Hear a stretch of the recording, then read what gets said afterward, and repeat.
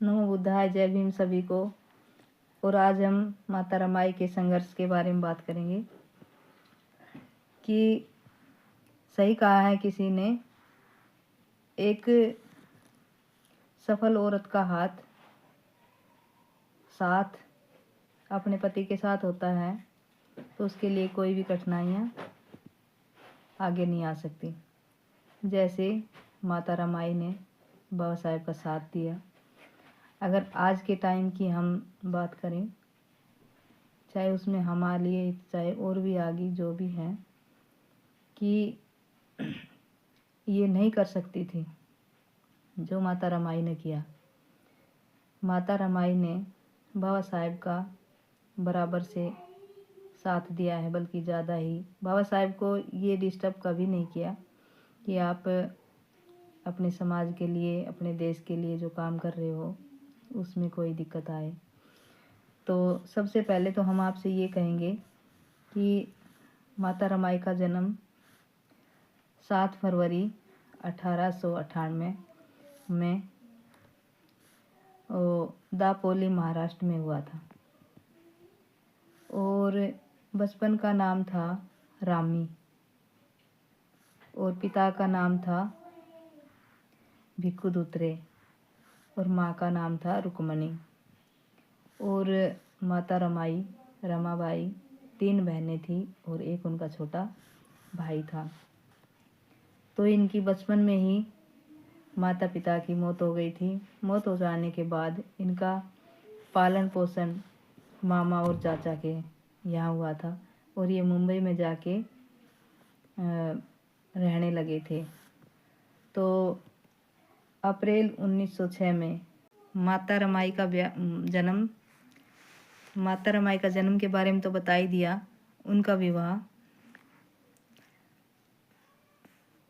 बाबा साहेब के साथ हुआ था 1906 में और उस समय उनकी उम्र थी, माता रमाबाई की 9 साल और बाबा साहेब की 14 साल थी।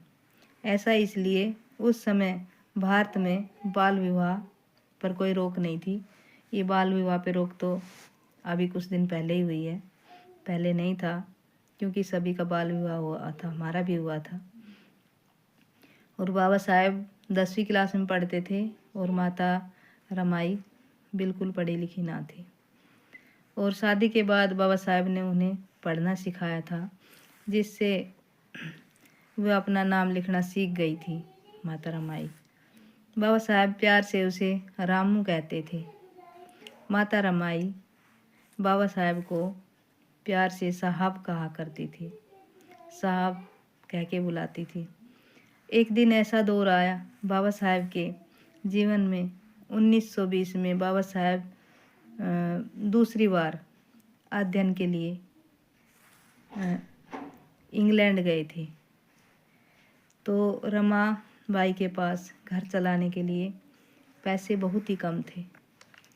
बाबा साहेब जब इंग्लैंड गए तो थोड़े बहुत पैसे माता रमाई को दे के गए थे, लेकिन परिवार का पालन पोषण उन थोड़े पैसों में नहीं हो सकता था।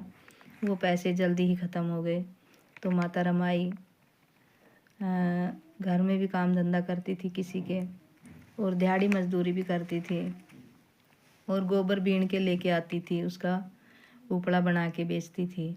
माता रमाई घर से कई दूर 2-4 किलोमीटर दूर जाके गोबर लेके आती थी, उसका उपड़ा बनाती थी और वो घर में बेचती थी। इससे अपना घर खर्चा चलाती थी। तो महिलाएं कहती थी कि ये देखो, ये इनके पति विदेश में पढ़ते हैं और ये गोबर उपड़ा बनाती है और घर में काम करती है, ये बैरिस्टर की पत्नी है। तो माता रमाई ने बहुत ही सुंदर जवाब दिया कि घर के काम करने की कोई शर्म नहीं होती है, और बाबा साहेब मेरे समाज के लिए बाहर गए हैं और मैं अपना घर खर्चा बहुत शान से, मुझे कोई शर्म नहीं है, मैं काम आराम से कर सकती हूँ, अपने बच्चों को पाल सकती हूँ। तो इससे लोगों को बहुत सीख मिलती है। ना तो आज के टाइम में अगर कोई किसी को ऐसे कह दे तो वो कहेगी कि मैं क्यों जाऊं बाहर कमाने, मेरा तो पति बैरिस्टर है। लेकिन बैरिस्टर की उपाधि बाबा साहेब को मिली थी। बाबा साहेब के पास 9 भाषाओं का ज्ञान था, 32 डिग्री थी, 4 बार PhD कर रखी थी। बाबा साहेब के जितनी पढ़ाई किसी ने नहीं की, आज तक भी नहीं की है, और उन्होंने अपनी पढ़ाई बहुत संघर्ष से की है। अगर इस पे हम चर्चा करें, जब बाबा साहेब का एडमिशन हुआ, एडमिशन के लिए भी जो टीचर थे, अध्यापक थे, वो राजी नहीं थे और उनका नाम नहीं लिखा गया था। बड़ी रिक्वेस्ट से उनका नाम गांव से 3-4 किलोमीटर दूर लिखा गया और ये शर्तें की थी, 5 शर्तें, कि अपने घर से बिछाने के लिए लेके आएगा टाट पट्टी। जब बाबा साहेब का एडमिशन हुआ तो 5 शर्तें रखी गई थी कि घर से टाट पट्टी लेके आएगा बिछाने के लिए। ब्लैक बोर्ड पे जो लिखेंगे वो एक बार समझ में आ गया तो ठीक है, दोबारा नहीं पूछेगा। बाबा साहेब को अगर प्यास लगी है तो चपड़ासी या कोई स्वर्ण बच्चे ही पानी पिला सकते थे, अपने आप से पानी नहीं पी सकता था। और बाबा साहेब को बिल्कुल बाहर बैठा के पढ़ने के लिए बोला था कि जो बच्चे अंदर बैठे हैं तुम इनसे बाहर बैठोगे, गेट से बाहर, और किसी के साथ खेलने की अनुमति भी ना थी। तो आप ये समझो, बाबा साहेब ने इतने संघर्ष से पढ़ाई करी और फिर उन्होंने सोचा कि आज अगर मैं पढ़ लिख लूँगा तो मुझे पता लगेगा ये छुआछूत का क्या मतलब है, ये छुआछूत क्यों होती है, मैं इसका हल ज़रूर निकालूंगा।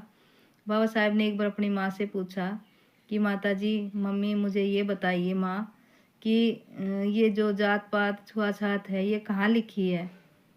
तो माता के पास कोई जवाब नहीं था, बाबा साहेब की माँ के पास।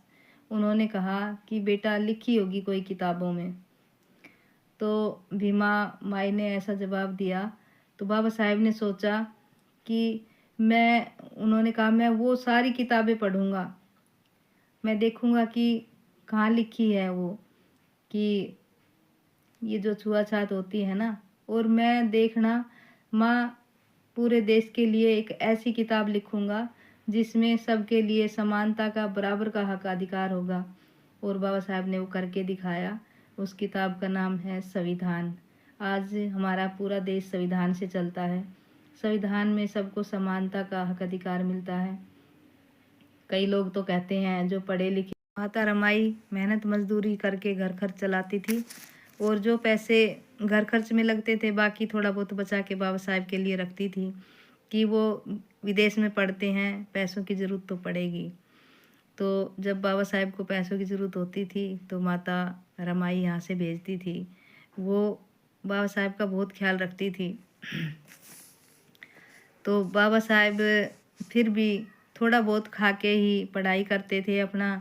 वो ज़्यादा इसलिए भी नहीं खाते थे कि एक तो पैसों की तंगी थी और ऊपर से ये था कि अगर मैं भरपेट खाऊंगा तो मुझे नींद आ जाएगी। इसलिए बाबा साहेब दिन रात पढ़ाई करते थे, अपने समाज के बारे में सोचते थे। और जब बाबा साहेब कम से कम जब बाबा साहेब विदेश गए थे तो बाबा साहेब 9 साल तक बाहर रहे थे। बाबा साहेब रहे थे 1914 से लेकर 1923 तक, करीब 9 साल विदेश रहे थे बाबा साहेब। और 1924 तक बाबा साहेब के 5 संतान हो गई थी। और जब बेटा जसवंत राव का जन्म हुआ तो 12 दिसंबर 1912 में हुआ था। और माता रमाई ने बाबा साहेब के दुख की बार एक ये घड़ी आई कि उसके 4 बच्चे तो बहुत कम समय में ही चले गए थे बाबा साहेब के। और उसके बड़े बेटे जसवंत जिंदा रहे थे, जिन्होंने बाबा भैया साहब कहते थे। जसवंत को सब लोग भैया साहब कहते थे। बाकी 4 गंगाधर, रमेश, इंदु और राजरतन, उनकी तो थोड़ी उम्र में ही डेथ हो गई थी।